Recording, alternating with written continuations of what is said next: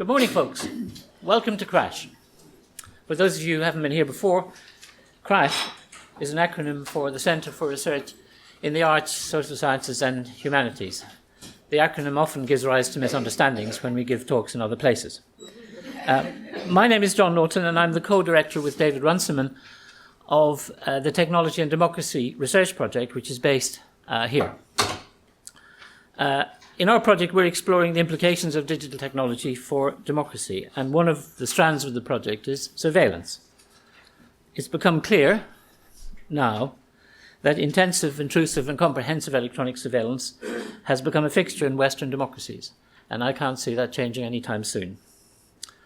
What this means is that our societies have embarked on a colossal social experiment, because nobody knows what the long-term implications of this kind of surveillance on personal, social, and political life will be. So not surprisingly, therefore, privacy is one of our big interests. When planning this symposium, we decided to formulate its title as a question. Why privacy? We think this is a good title because I'm an engineer and I know lots of people in Silicon Valley, and they ask this question in genuine puzzlement. As in, well, what's the big deal with privacy? You remember many years ago, Scott McNealy, when he was chief executive of Sun Microsystems, which was then a famous company, now no longer in existence, he had this famous thing which says privacy is dead, get over it, basically. And that's a long time ago. And that's quite a typical part of the Silicon Valley mindset still. My impression is that these people just don't get it. And that's why Dave Egger's book, The Circle, is such an acute evocation of that particular mindset. If you haven't read it, it's not a great novel, but it sure is very insightful into the way in which the folks who run Google and Facebook and other surveillance capital organizations work. Now, on the other hand, we do think privacy is a really big deal. And it's why we're so baffled by the apparent widespread public acceptance of, for example, the official trope that if you have nothing to hide, then you have nothing to fear from surveillance. This is, it seems to us, self-evidently a nonsensical proposition, but it appears to be widely accepted. And the great puzzle for us is, why should that be? Is it because people are not terribly reflective or introspective? That seems a very elitist, condescending view of our fellow human beings. Is it because most people suffer from imaginative failure? They simply can't imagine what the consequences of what's going on are. Or is it because they have no real conception of what privacy is? I think the last explanation has a good deal to do with this, because there's no question about it that privacy is a pretty slippery concept. And its elusiveness enables different interest groups to define privacy in ways that suit them in order to better manage its erosion to their own advantage. So, for example, the Googles and the Facebooks of this world treat privacy as a personal good, something that each individual can trade for his or her own purposes. How many people here use Gmail? Okay, well, if you use Gmail, you have entered into a transaction with Google. The company's algorithms can, quotes, read your email, and in return Google provides you with free services that are perceived rightly as having real value. The contract between the user and Google is therefore a private transaction. But if you have friends who do not use Gmail, do not subscribe to its services, have not signed any such undertaking or contract, if you send them a Gmail message and they reply, then Google reads their mail too. And they haven't entered into the contract. Which shows you that privacy is not a personal possession to be traded and transacted, as the company would like you to believe. It's much more like what Eben Moglen calls an environmental good. And then there are the historical misconceptions. For example, there's the notion that privacy is a thoroughly modern concept. It's kind of something that just arrived recently on the scene. It's the product of modernization and urbanization. Once upon a time, so these people who take this view say, when we all lived in rural villages, nobody had privacy because everybody knew everybody else's business. Well, in rural Ireland, where I grew up, it was certainly true that everyone knew what was everyone else's business. But that didn't mean that they knew what one was thinking. They couldn't access one's inner life, as it were. And everyone has an inner life. Most of the time, we only catch glimpses of it. In Catholic countries, in the confessional, perhaps, or in psychoanalysis, or in the intimacy of marriage or of a close relationship, or sometimes in places like the extraordinary postsecret.com website. But that inner life is a real thing. And it's at the heart of that slippery concept we call privacy. It's also at the heart of what it means to be human. It's the essence of our individualism. And most of the time, our public discussions of privacy never get anywhere near that. Today, we'd like to break into that circle of silence. To start us off, we are exceedingly fortunate to have Christena Nippert-Eng as our keynote speaker. Christena is Professor of Informatics and Adjunct Professor of Sociology at the University of Indiana at Bloomington. Her scholarly interests include a very wide range of stuff: cognition, culture, gender, privacy, time, space, everyday life, ethnography, user-centered design, and most recently, the social behavior of non-human animals, especially the rest of the great apes. Her work has been featured extensively in the media, including NPR, PBS, and MSNBC, the New York Times, the Wall Street Journal, Newsweek, Working Mother, and Fast Company. Her books include Home and Work, Negotiating Boundaries Through Everyday Life, and most interestingly for us, Islands of Privacy, Disclosure and Concealment in Everyday Life, both published by the University of Chicago Press. Her newest book, Watching Closely, A Guide to Ethnographic Observation, is recommended for anyone interested in studying university vice-chancellors. Was published last year by Oxford University Press. Christena, we're delighted you accepted our invitation to come.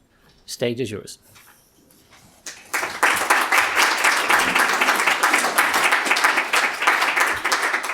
Thank you so much, everybody. Good morning.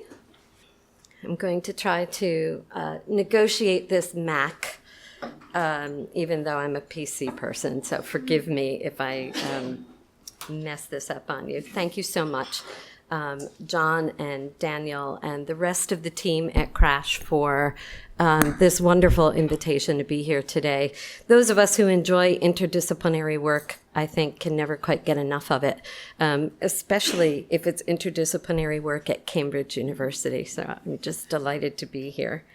And I've been asked to get us started this morning because of this book I wrote called Islands of Privacy. So over the next 45 minutes or so, I'm going to revisit part of that book, then reflect a bit on what might have changed in the 5 years since it was published. And my task is to get us thinking from the ground up as we get ready for today's later talks and the subjects of post-industrial capitalism, classical liberalism, and thinking like a state. I'll start us off by thinking about the most basic behaviors and goals that we associate with privacy and the ways we learn these cultural artifacts.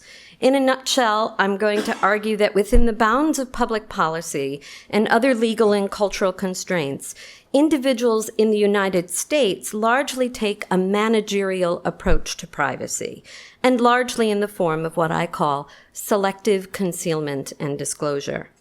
We'll look at the work of making, keeping, revealing, and finding out others' secrets, including how we handle the contents of our wallets and purses, and the anatomy of a privacy violation. I hope to show not only the kinds of ways in which everyday privacy is achieved, but also the central importance of relationships in how and why we try to manage privacy the ways that we do, why privacy matters, how difficult it is to get it right, and how important it is that we do so, especially given the current technologies. I'm a sociologist, which means that I engage in the systematic study of social behavior. More specifically, I'm a cognitive and cultural sociologist, which means I'm interested in how membership in specific cultures affects the way we think and behave more visibly.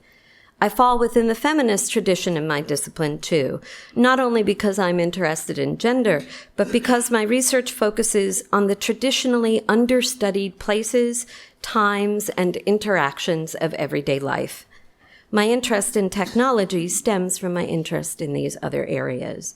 I'm also an ethnographer, which means I explore these interests through fieldwork, looking at the micro-interactions between people and objects, and using systematic observation, conversation, and participation to collect my data. While I may enter into today's conversation about privacy from a perspective that is different from yours, I plan to talk about things that are no doubt familiar to all of us.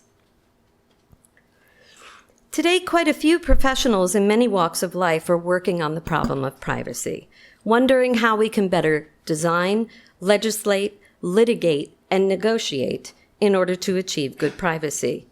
From my perspective, we cannot do this without understanding what it is that normal, everyday people think about privacy and how they try to achieve it dozens, if not hundreds of times every single day. For this talk, I'll draw from 3 research projects in which I have explored this aspect of privacy. For the most part, I'll focus on findings from 92 formal interviews with a convenient sample of Chicago area residents. Respondents were about half male, half female, and primarily middle and upper middle class, but quite a few of these individuals had very humble beginnings, being raised in poverty, but achieving current status through education. About a quarter of them were ethnic and racial minorities. I will also mention some of the work I'm engaged in now with my new colleagues at Indiana University, including Yasmin Rashidi, Norman Su, and Apu Kapadia. Mostly, though, I'll draw on these larger 2 studies. So a couple of basics on privacy and what private means.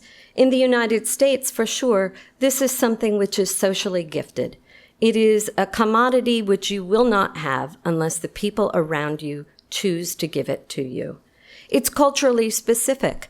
The range of things that are evoked by the concept of privacy, even whether a particular culture has a concept of privacy, highly culturally specific. And in the US, and I believe in the UK, we share much in common about this, we have a multifaceted, historically layered conceptualization of privacy, ranging from spatial and temporal connotations to more political to more information-based approaches. For my work, the definition that seems to be most consistent with how my respondents think about privacy, as well as all of the theorists and other researchers who I read, is one which is based on accessibility, in which privacy is the condition of pure inaccessibility at one end of a continuum, and semiotically inversely related at the other end of the continuum, we have publicity, the condition of pure accessibility. So one way in which this shows up is when I ask my respondents in the studies, what does privacy mean to you? 57 people responded to this in these extended interviews. And by far and away, the most common response was the ability or power to control access to something, place, piece of information, and what happens to it. The second most popular was the condition of being alone, without others' demands, interruptions, intrusions, secure, safe, at peace. Incidentally, this was the first definition offered up by the vast majority of the working mothers and women who I talked to. And finally, the third most common response was the freedom to live, make decisions, do things without others intruding. And again, we can see in what does it mean to you if something is private, we have the most popular, only one person has access to it, or it is shared only selectively. It is a thing that is mine, part of me, who I am, what I do, what I think, that connection to self, which is the second most popular response. The third, it's a thing that's not generally accessible, for agreed upon interpersonal and or social interactional reasons. And finally, here's the most legalistic approach to it. It's a thing that's inaccessible under legal, institutional, or professional codes. It's protected. But what exactly do we mean by the concept of private? I think one of the most interesting aspects of the study that I did in Islands of Privacy was to try and explore this by asking people to take out their wallets and purses and to make two piles for me out of their contents.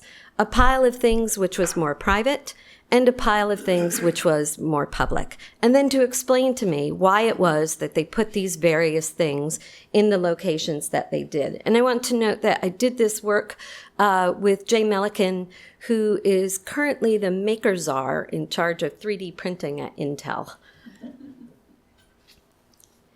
So what do we see when we look at this? Here you're seeing a modified stem and leaf diagram, if you're familiar with exploratory data analysis techniques.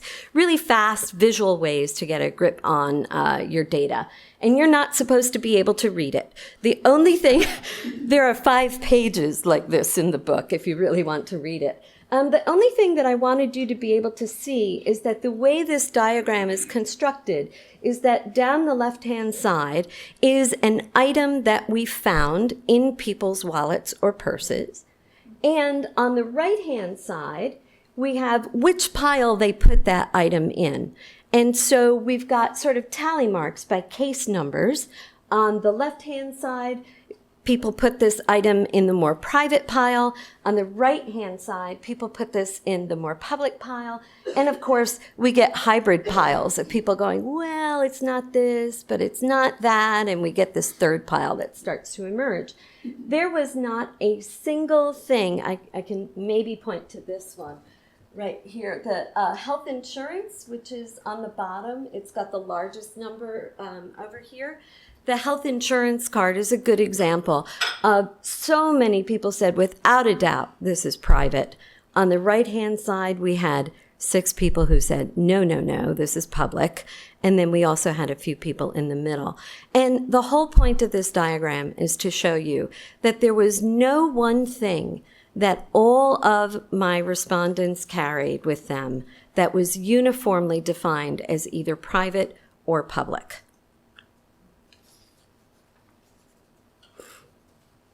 This is, of course, bad news for certain policymakers, excellent news for lawyers, and quite a call to arms for everyone, since it means that in the U.S., we expect to take a very personal, hands-on approach to privacy. There is actually a logic to what's going on here that I want to share with you eventually. Right now, let's just take a look at what these participants mean when they say they have good privacy. Good privacy for them means very simply that the things I want to be private are as private as I want them to be. And that doesn't matter if we are talking about a part of your body, a thought, a behavior, a relationship. It's all about how I want to define this. So when we look at those piles, we can see this coming out. Here are the piles of wallet and purse contents. And we can see that when people talk about these things and explain the piles, they have multiple intended audiences in the stuff that they carry with them. Some things are just for the self. Some things are for the self and selected others, friends, maybe somebody that you want to share something with.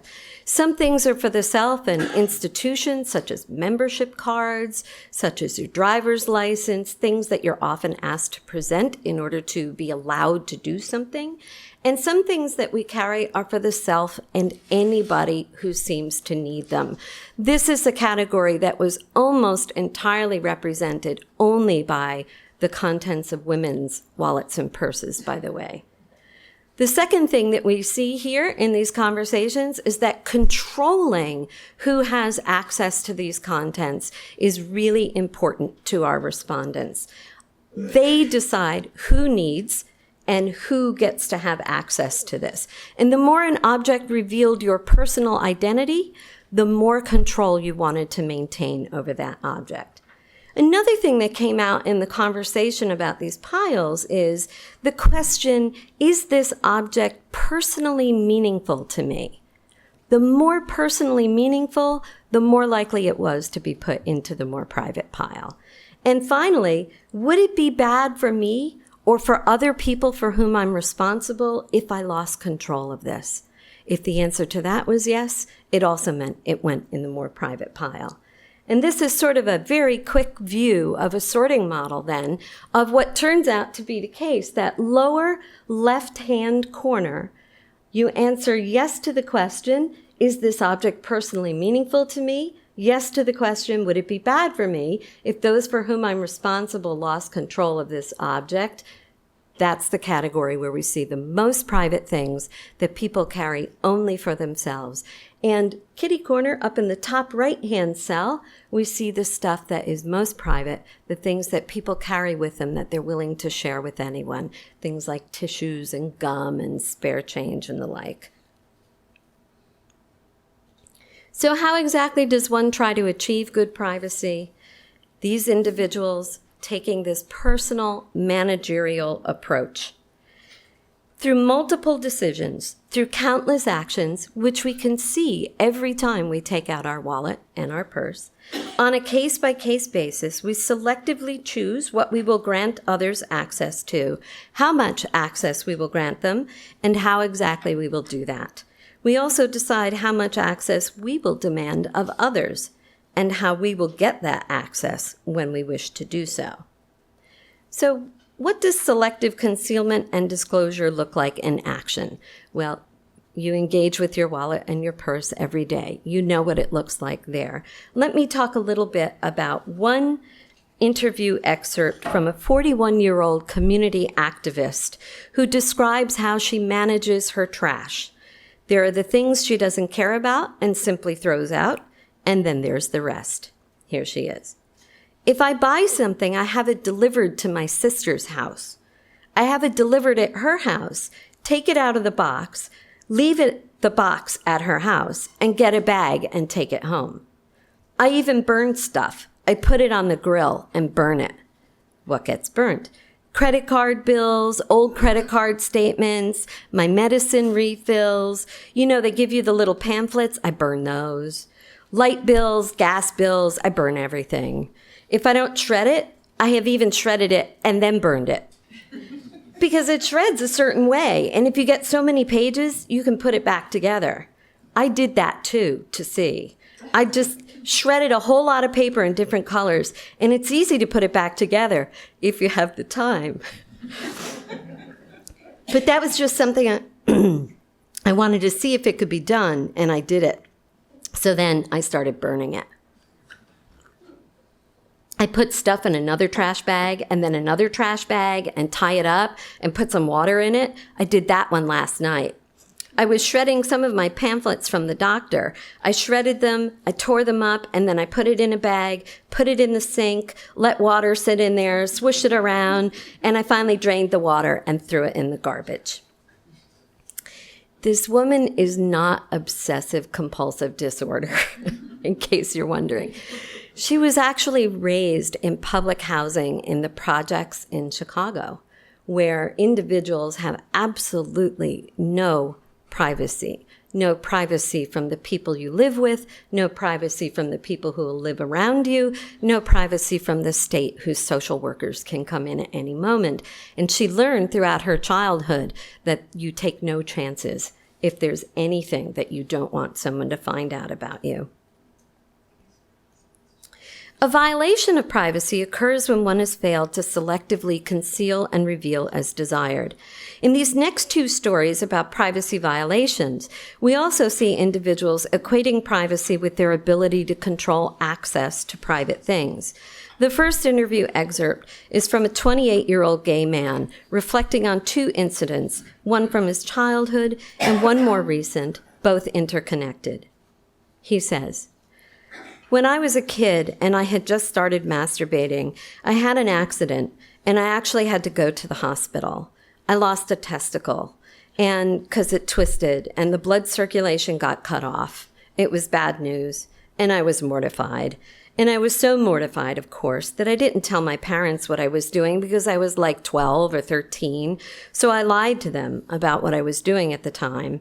And I remember, like, at some point during the whole thing, my mother gave me this little talk about how, this was private and I didn't have to tell anybody. And, and you don't even have to tell your wife when you have one. And I thought, okay, I think I kind of sort of took that to heart. So anyway, when I was telling you before about, has there ever been anybody who didn't respect, privacy that you thought you had? My ex-boyfriend, once when we were in a situation that was a party or with some friends or something, he told or wanted to tell people at the party about this. And I was so angry at him because I just felt like, yeah.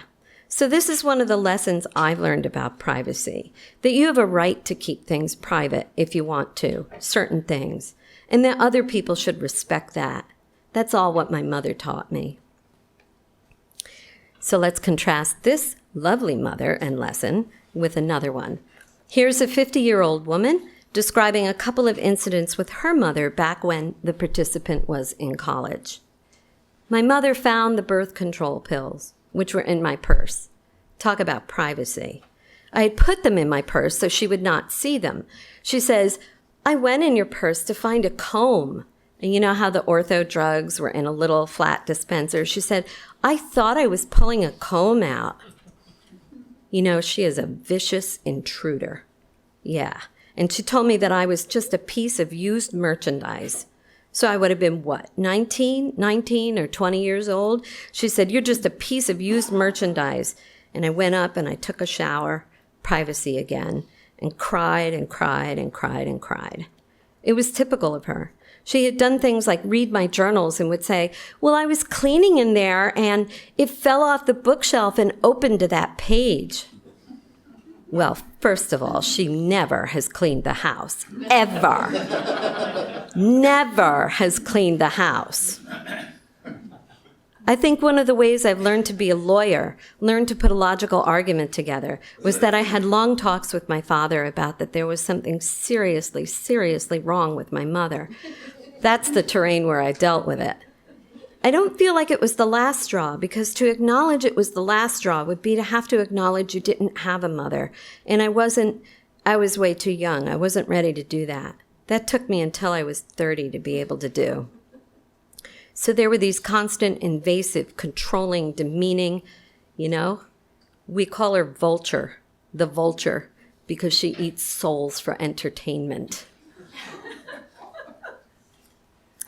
Okay, so on that happy note, let's look more closely at the work of privacy by zeroing in on one aspect of this work that's central to all these stories, the work of secrets.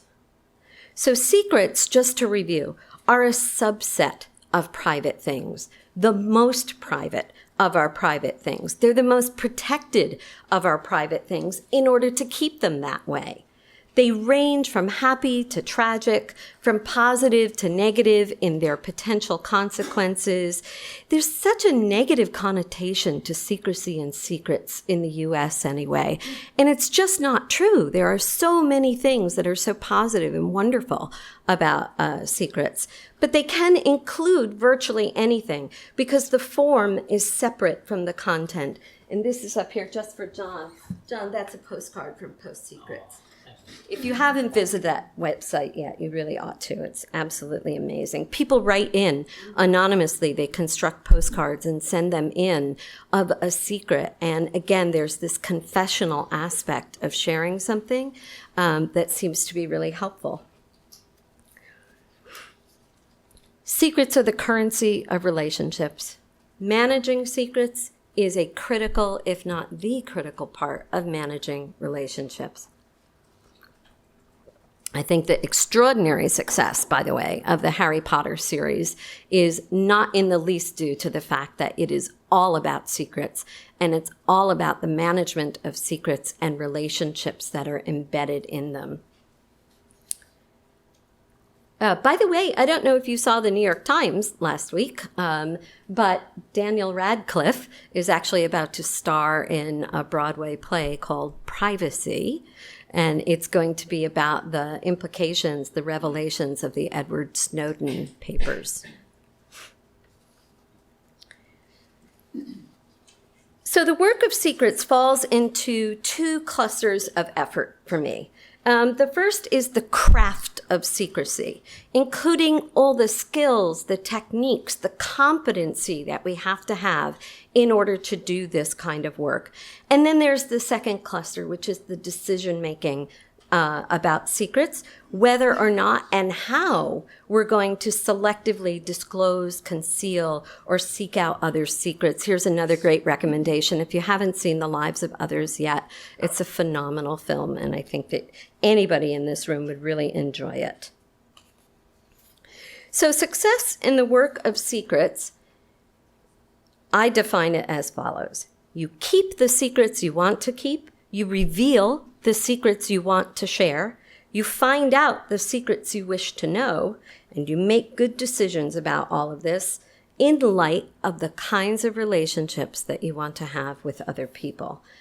In all of this, how we do the work of secrets seems to matter at least as much, if not more, than the actual content of the secret.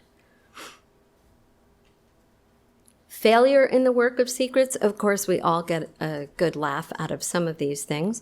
So they do range when we hear about privacy violations from the funny to the devastating. And I just have to share one of my favorite stories with you on this. This is from Bridget, a 34-year-old reporter, who said, "I lived with this group of friends, not friends, co-workers in Georgia. My very first job, newspaper job, and there was one woman who was so active in a church group, but so hypocritical. So she presented herself as, not using the word virginal, but as a very prim and proper lady. And we were in the deep South where that matters. And she was dating a guy on the desk at this paper, and they were having a relationship. And he often stayed the night at this house.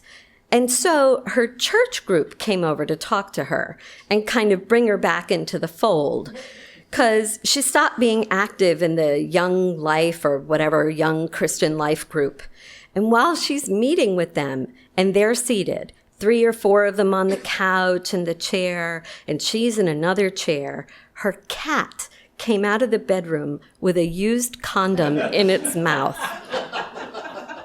and traipses across the room in front of all of them, and she just about died.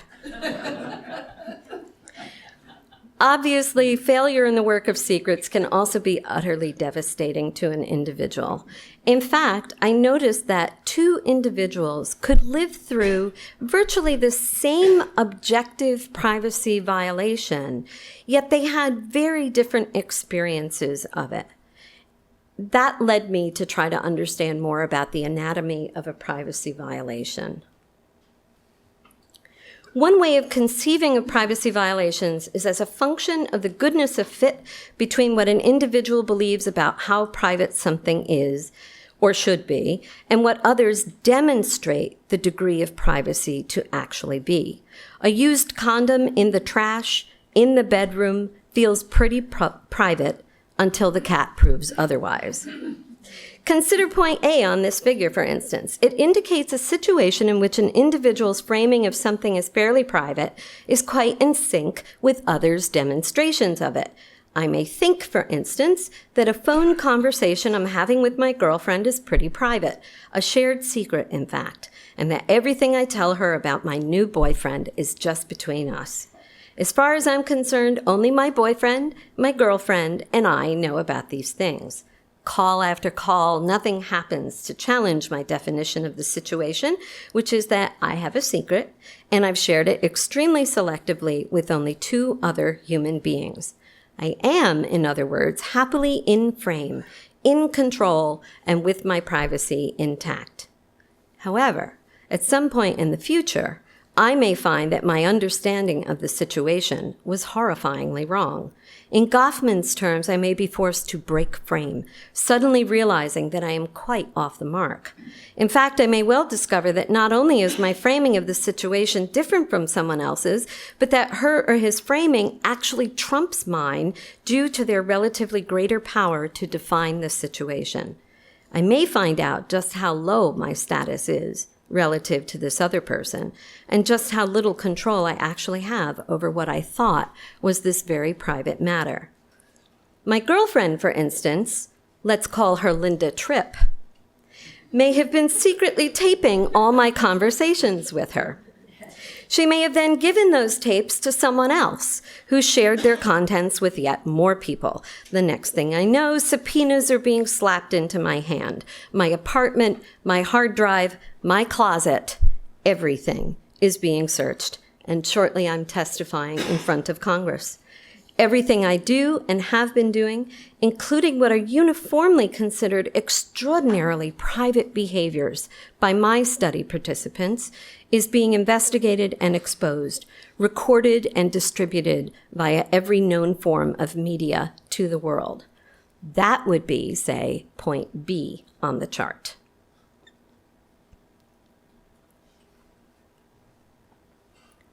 While combing through hundreds of stories of privacy violations, I found that 3 factors seem to contribute to the experiential outcome of a given incident. First, there's the simple, straightforward extent to which an individual's understanding of the situation is in sync with what they find out is the broader reality of it. This is the difference between the locations of point A and point B, for instance. The surprise factor in the discrepancy alone means that the greater the distance from the diagonal, the greater the experiential impact of the violation is likely to be. Second, and layered onto the magnitude of this framing discrepancy, are the practical consequences of the violation for the victim. These may be virtually anything, but the more complicated, expensive, and protracted the response to a privacy violation turns out to be, the more profound the experiential impact. Again, the greater the distance from the diagonal, the more undesirable these consequences are likely to be. Also layered onto these 2 previous factors are the symbolic consequences of the violation for the victim. Once more, the greater the distance from the diagonal, the more undesirable these consequences tend to be. This is especially true if the violation threatens one's core sense of self, forcing one to re-envision the self with much less status than one previously believed one had. The recovery process from a privacy violation constitutes a third contribution to the experience. While it is partly an outcome of these other factors, the relative ease or difficulty of recovering from a violation has an independent effect on individuals.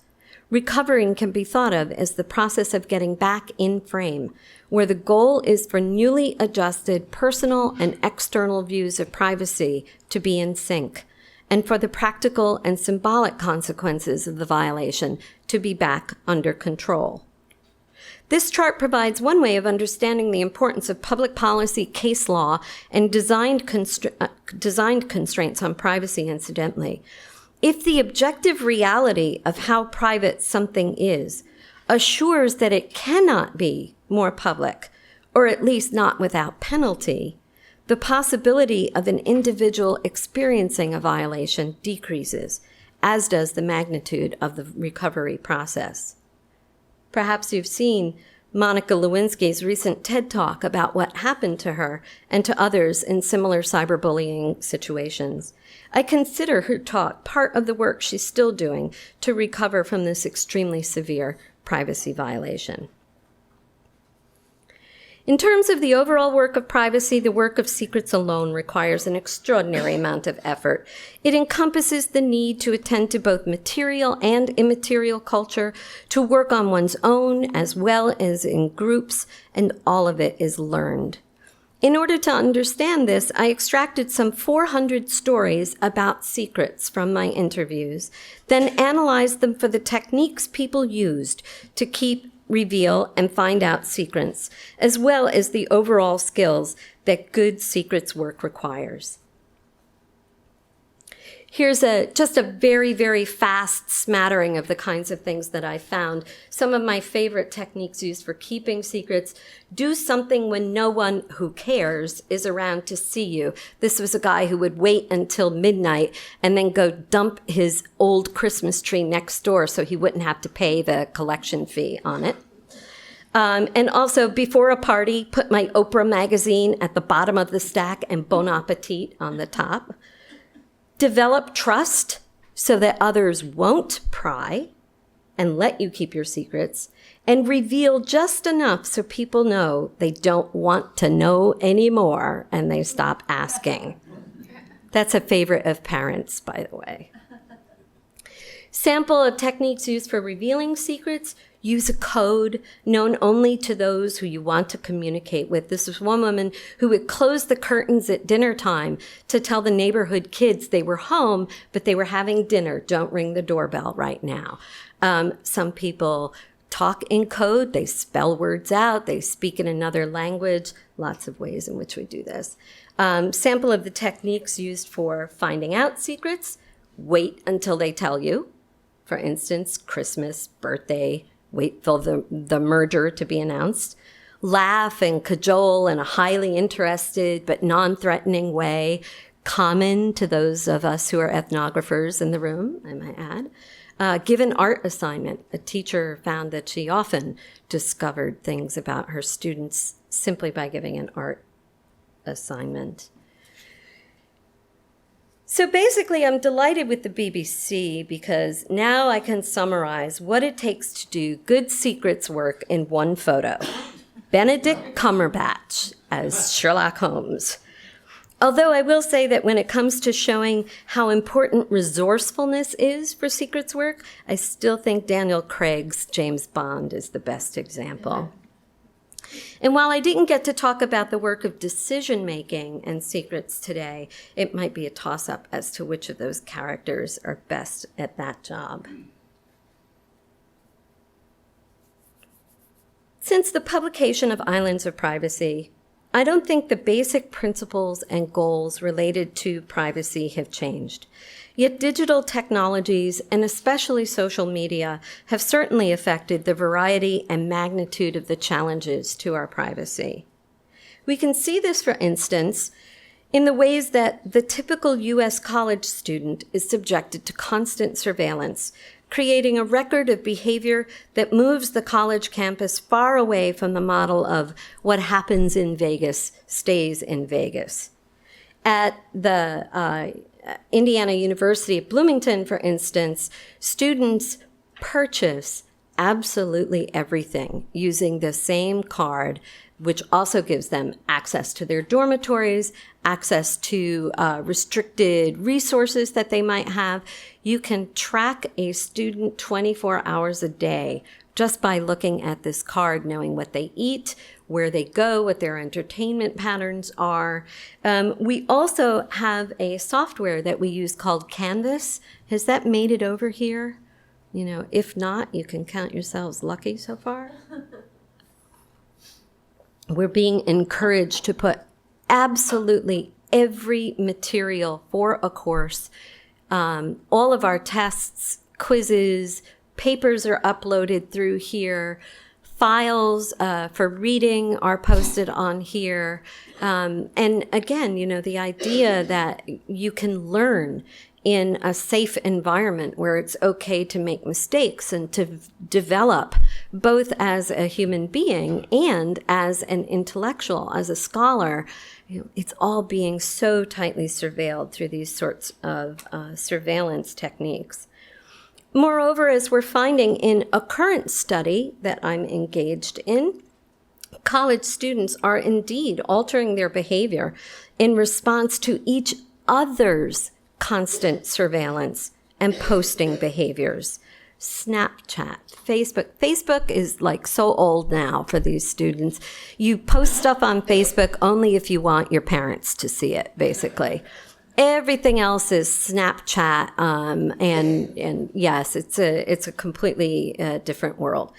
And why are they so worried about this? Why are they go to parties and they don't even let their hair down anymore because somebody could be Snapchatting them. And as one young woman in our study put it, the reason you get so worried is you don't want to become the next meme. This is an example.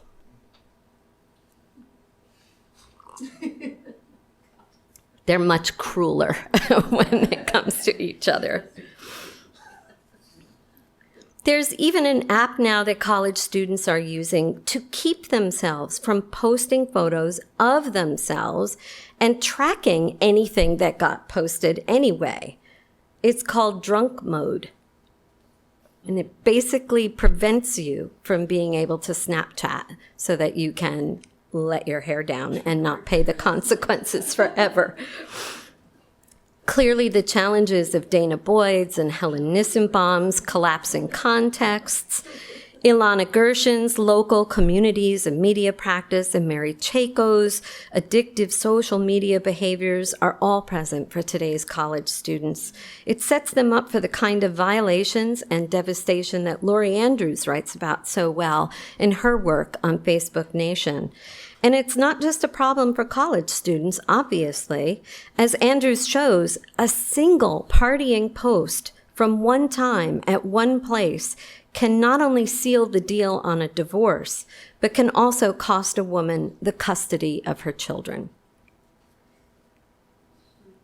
In fact, the previously impermeable, warrant-demanding boundary that once surrounded the home is now under serious erasure. Even the physical space surrounding the home is in more trouble now than in 2010. In Islands of Privacy, I also took a close look at the work of privacy along the perimeter of the house, out to the curb and onto the neighborhood street. Now we have software activating on our laptop cameras so bad actors can spy on us inside our homes. And drones are challenging the more and less private space around the house. One of my favorite responses to these drone flying pests comes from the company Guard from Above, by the way. They train eagles and other predatory birds to attack drones in the air and retrieve them. Let's see if this will work. Oops, no good. Sorry. We'll see if I can pull up on YouTube. There's this wonderful little 1-minute thing. You can just watch this eagle just whomp on this drone and take it down. It's beautiful. As delightful as this kind of a response is, it seems to me that result of just 5 more years of infusing sharing technologies into our lives is a significant increase in the individual burden of privacy.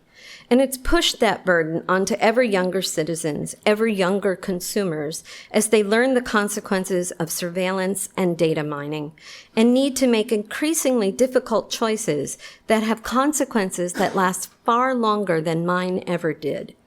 There is a publicness to millennials' mistakes, for instance, to the lessons they learned that I never had to endure. And I truly cringe when I think of how many photos, incidents, comments, and anecdotes parents are posting about their young children these days. While in utero, they begin publicizing their children's lives, their photos. The sonogram is the sonogram photo being the first one, and the kids have absolutely no say in the matter. The model of privacy, as mostly an individual matter, will only continue to add to the problem. Privacy must be seen as a public matter, a public good, and a public trust if we are to change anything at this point. Let me conclude by saying that in the U.S., privacy is a resource that has both practical and symbolic value. Privacy lets you get certain things done. As we read in the Anderson excerpt, privacy is essential for the formation and exploration of identity, of the self, and particularly in relation to others. It is essential for the formation of trust, friendship, and intimacy. Privacy is vital for creativity and innovation in all realms, too, including religion and politics. It is not just individuals who need individual privacy, though. A free, stable, progressive, and economically strong society also depends on individual privacy. In fact, privacy is itself not only a sign of social status, of respect and trustworthiness between individuals, but also between individuals and institutions, especially between citizens and their government. Privacy is also, of course, a balancing act at any level. Privacy lies in tension with the needs and desires for selfhood and autonomy on the one hand, and the needs and desires for the comforts and protections offered by group membership on the other. It is about being apart from the group as well as a part of the group. And privacy is certainly about how we wish to live alongside each other while pursuing both. In my view, this is why it is so important to understand, discuss, and defend privacy, and why I'm so delighted to be here today. Thank you very much.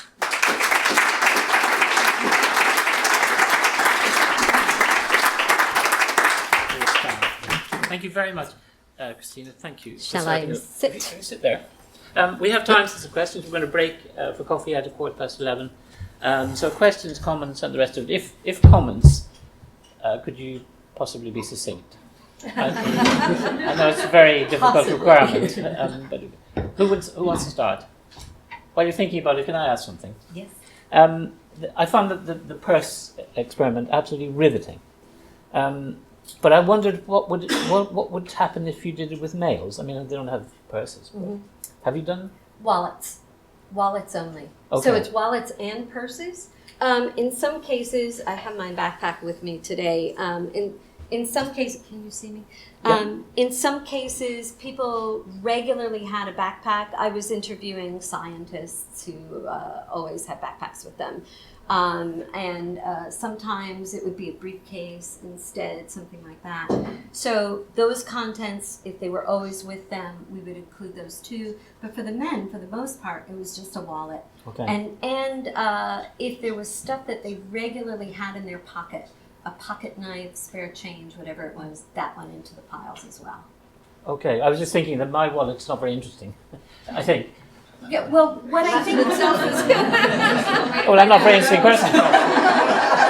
Actually, I don't want to put you on the spot too No, do it. badly, when you have a very thin wallet or a very small purse, it means something as compared to... I had men who had, one guy, I gotta show you this. One guy, the whole interview, he sat like this. I don't know if you can see me, but I'm hitched up on one hip. I'm like, we get to the tour of the wallet thing, and he pulls this thing out, which is this thick, and it was the perfect imprint of his butt. And he was actually leaving later on that day to go see the chiropractor because he had a sciatic problem. I was like, no kidding. But you see, women, and in general, we see the size of these vessels getting bigger. I interviewed a guy who carried 2 wallets, both in his front pockets. They were both full up. In general, what I found is that if you have an uninteresting wallet, an uninteresting purse, chances are your institutional sources of identity are very satisfying for you. If you... Wow. I could show you mine too. Mine's really tiny. And mine's like that too. Okay. We're happy people. Our institutional sources of identity are good. The people with the biggest wallets and purses were people who were undergoing therapy, they were being divorced, they just lost their job, they were never going to step inside a church again. It was like, so what they're carrying with them are all of these props as they're developing identity for themselves. Yeah. These things that are looking for sources of the self that are I can't even say the word right now, in between the cracks of what the institutional, more traditional sources of identity would be. Jay Gatsby carried a picture of a photograph of himself when at Oxford in his wallet, which he pulled out every time. Really?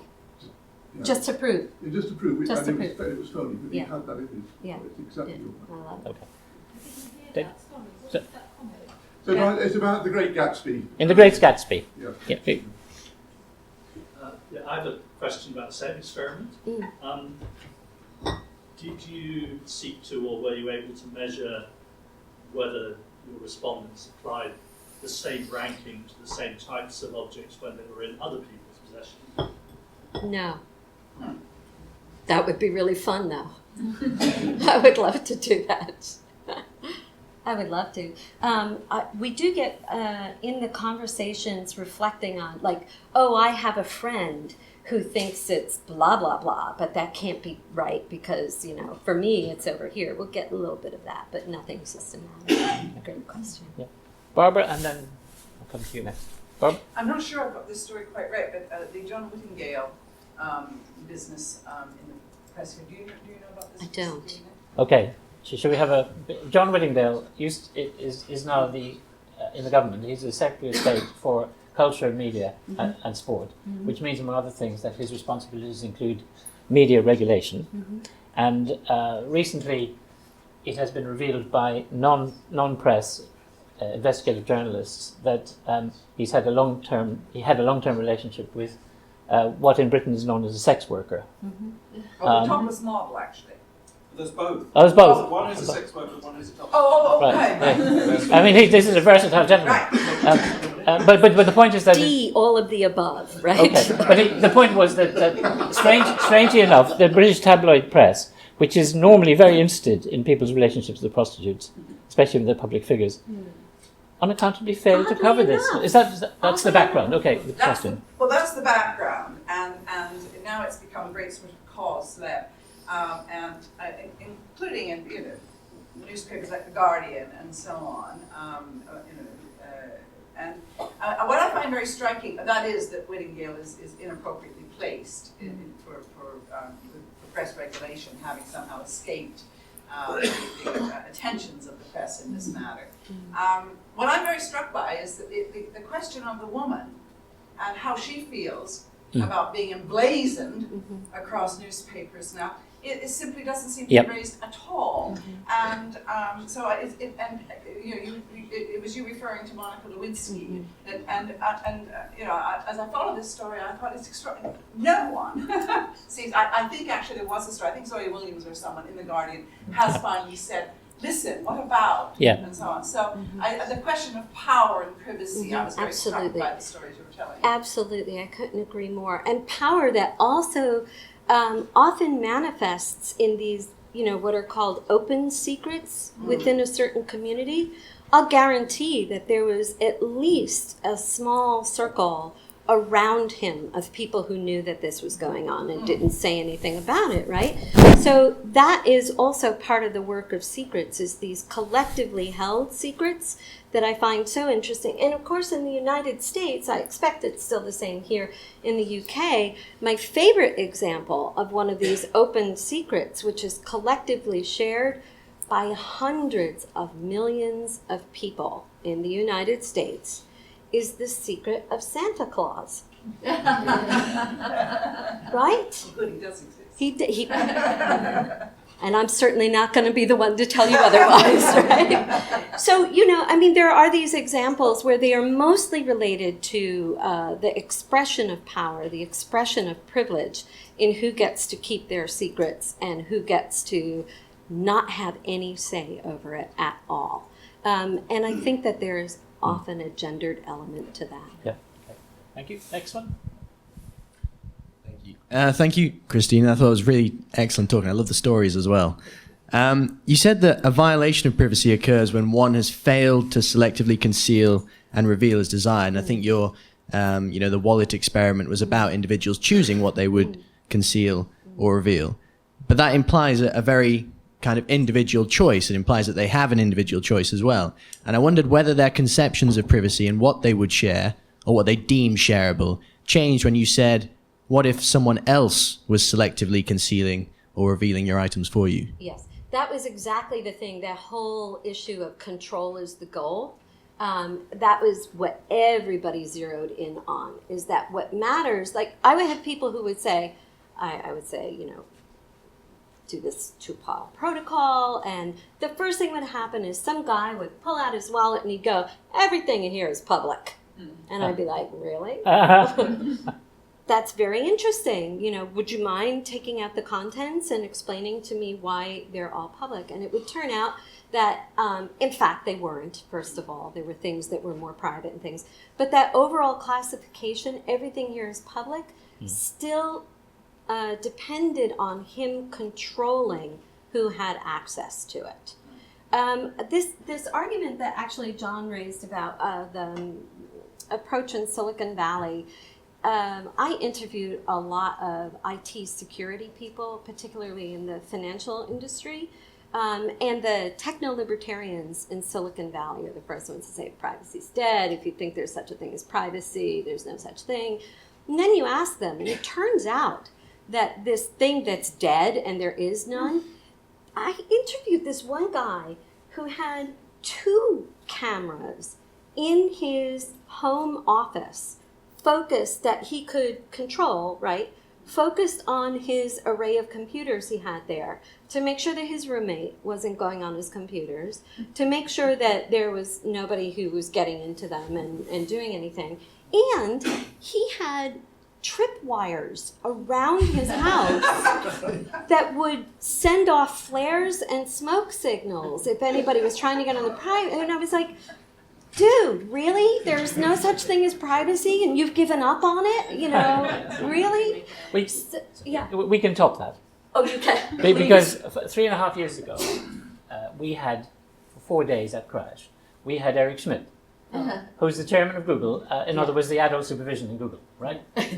And he famously said at one point that if you're doing something that you don't want to be revealed online, surely you shouldn't be doing it.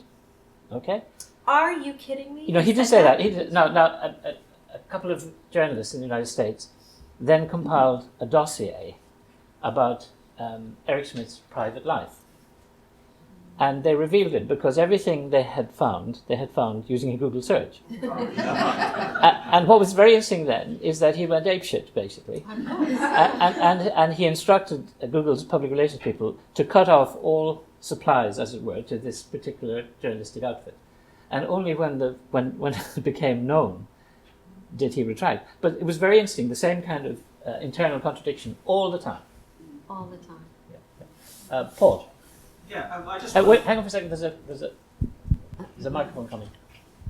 Thanks. I wanted to return briefly to Whittingdale. I wrote something actually about the women's right to privacy last week about it, and I got attacked from a number of different directions.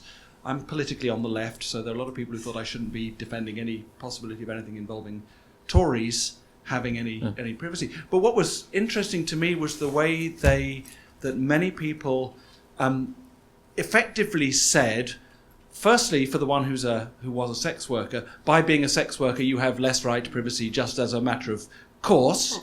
And the second one, that this is the one who was described as a topless model, various different things, that because she'd sold her story to the Daily Mail, she had therefore also given up any rights to privacy at all. And without thinking of the context, maybe she'd been persuaded to write it, maybe she had no alternative, all kinds of things going on. And the idea that you can determine for somebody else that they've given up all their privacy on the basis of some event in the past, some element of status and so on, that it's a judgment being made, and as far as I can see, it was largely a judgment to give them a reason to be able to do the privacy. And again, I'm interested in your kind of empirical research. Statuses implying rights. That's right. Seems to be kind of fundamental to the way that people view it when they want to invade someone else's privacy. That's right. And often in a very quid pro quo kind of way. There are a couple of things that come to mind with you. First of all, you know, I'm old enough now that I can say this and probably not get in too much trouble for it, but how many more times are we going to get the explanation she asked for it, you know? And how many more times is it always going to be she in this, right? In the a reminder that privacy is socially gifted And honestly, anybody who doesn't want you to have it is going to be able to find a way to do that, particularly if they think that either you are of such low status you're not entitled to the privacy, or if they think that you have behaved in such a way that you have forfeited your right to privacy. So this comes up in the way that parents talk about their kids all the time, that you start when children are, just born, and the idea is 24-hour-a-day monitoring, right? You've got baby monitors, you've got them sleeping by you, you never leave your kid alone. Monitor, monitor, monitor. As they get older, they start to demonstrate that they can be trusted not to kill themselves, not to, do things that would be bad, and you start giving them more privacy. Now they get into the teenage years, and I have parents talking about how, look, as long as his homework's done, the grades are coming in, I'm not hearing anything, stay in the room, keep your door closed, everything is fine. The moment I hear that there's trouble, you're doing your homework on the dining room table, I'm going to check it every night, you're going to check in where you are, we're going to put a GPS locator on the car, we're going to look at how fast you're driving, we're going to do all those things. So there are, I think, instances in which people make a decision based on their personal view of this person has done something, this felon, this, whoever it happens to be, that warrants removing privacy from them, and they've given it all up, and it's all on them. It's not about me. Just one little anecdote. I think becoming a teenage girl seems to be one of those events that makes you sacrifice your privacy. I don't know if you know the story of Gordon Ramsay and his 2 children. And he announced this in an interview, and I hope for God that he told his daughter that he was going to do so before he did. He bribed his 12-year-old son to install a camera in his 15-year-old daughter's bedroom so that he could monitor whether she was revising with her boyfriend in the room when she said she was revising in the room with her boyfriend. Now, again, and he said this proudly. He said, "Maybe I'm an overprotective parent," was his explanation. I would have other adjectives that would come to mind, but Keep going. if I can add to that, I don't know if there's anybody here who knows Jeffrey Rosen's work. He's a legal scholar. He writes about privacy. Yeah. And Jeffrey opens up his book, The Unwanted Gaze, by referring to this ancient Hebraic law, which said it was a crime to look into your neighbor's window. And the reason that it was a crime to look into your neighbor's window was because you would see something and you would not have the whole story behind what you saw. It would be a flash, a fragment of what was going on in this individual's life, and you would create all kinds of accounts. You might start spreading rumors. You might start doing all sorts of things that were bad for the community. For the community to be imposing.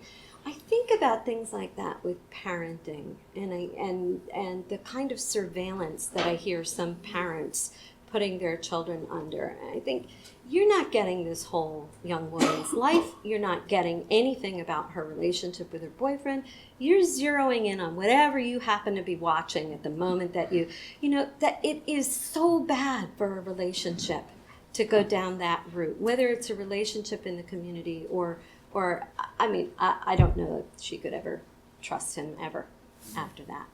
Or the son, by the way. Yeah. Nora? Thanks again, Christina. That was fantastic talk. One of the points that you raised that really I found quite jarring was the issue about privacy within the university sphere, when you're talking about the declining rate of privacy that those students have. And for me, it touched on 2 things that were discussed earlier on. John's point about privacy being this economic good, that you may think you're controlling your privacy, but actually there's so many forces around you that can take it away so very easily.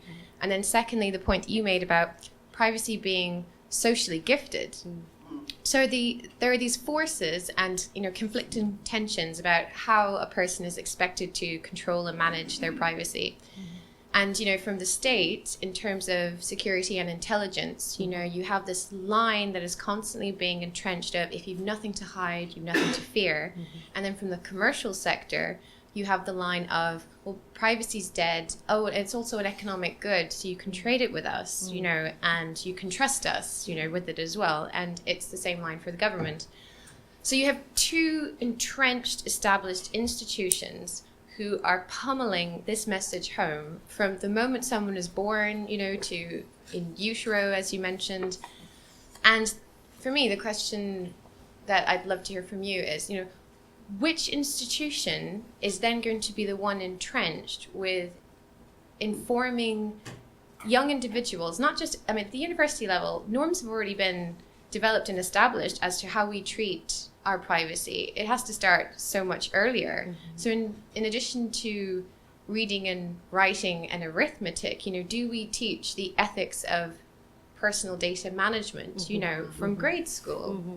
Why are we not doing that? And do you think this is a possibility of something that is going to happen? A possibility or a probability, right? would be the, you know, I worked a little bit with the Privacy Commissioner of Canada, and so I keep track of what they're doing. And they've had a remarkable policy effort to educate kids of elementary school right on up about what's going on around them. I think that they're effective in giving kids insight and tools for community level privacy. But when it comes to environmental privacy, right, what the institutions around you are doing, there's only so much that any younger kid can do. It's a real problem. I think the only place that we could turn in the States would be to the courts in order to say this is a fundamental human right, this is a fundamental resource necessary for a free and democratic society. This must be protected. But as we said over dinner last night, we can't even get our act together to fill out our Supreme Court right now. So, you know, the challenges are just endless in this. And also a favorite writer of mine, a scholar on privacy law, Dan Solov, I think does a really good job at sort of laying out the grounds on which the court would be able to successfully find in favor of privacy. And do things like, I mean, why could we not say, even at this giant place, Indiana University, we're not putting our students' grades, we're not putting their interactions, we're not putting their blogging, we're not putting any of these things online. We don't want it to be forever.